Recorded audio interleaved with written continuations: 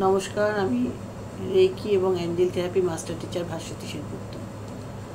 রেকিতে কতগুলো জিনিস বলার আছে। সেটা হচ্ছে রেকি শিখলে পরে আপনি নিজেদের তো সুস্থ করতে পারবেনই, বাড়ির লোককে পরবর্তীকালে বাইরের লোককে সুস্থ করতে পারবেন, বিদেশের লোককে সুস্থ করতে পারবেন। কিন্তু আর কতগুলো জিনিস হচ্ছে দৈনন্দিন জীবনে আমাদের অনেক সময় হয়, আমরা যখন রান্না করতে যাই তখন দেখা যায় খাবারের মধ্যে নুন বেশি হয়ে গেছে, বা এমন একটা খাবার বানালাম যে খাবারটা সত্যি ভালো হবে কিনা আমি বুঝতে পারছি না।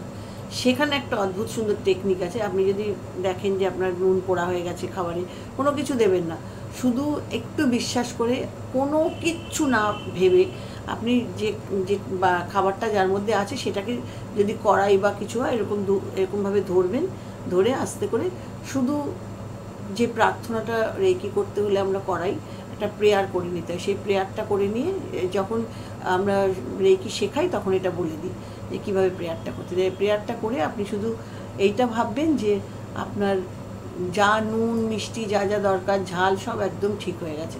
একটু বিশ্বাস করে একদিন করে দেখুন।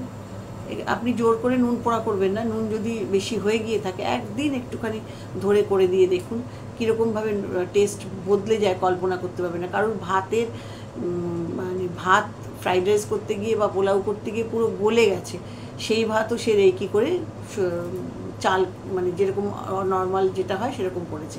আর একটা জিনিস হচ্ছে, যখন গাছ আধমরা হয়ে যায় বা গাছ যখন প্রায় মৃতপ্রায়, সেই সময় গাছের দুপাশে ধরে আস্তে করে, আর কিছু না, শুধু জাস্ট প্রেয়ারটা করে নিয়ে আপনার হাতের এই দুটো জায়গা দিয়ে ভাইব্রেশন বেরোবে, গাছটা ধরে শুধু আপনি চোখ বন্ধ করে ভাববেন গাছটা একদম ঠিক হয়ে গেছে, এবং পরপর 2-3 দিন সেটা করবেন। তারপর গাছে ফুল ধরবে, কুড়ি ধরবে, সেটা দেখলে আপনি নিজেই বুঝতে পারবেন যে আমি কতটা সত্যি কথা বলেছি।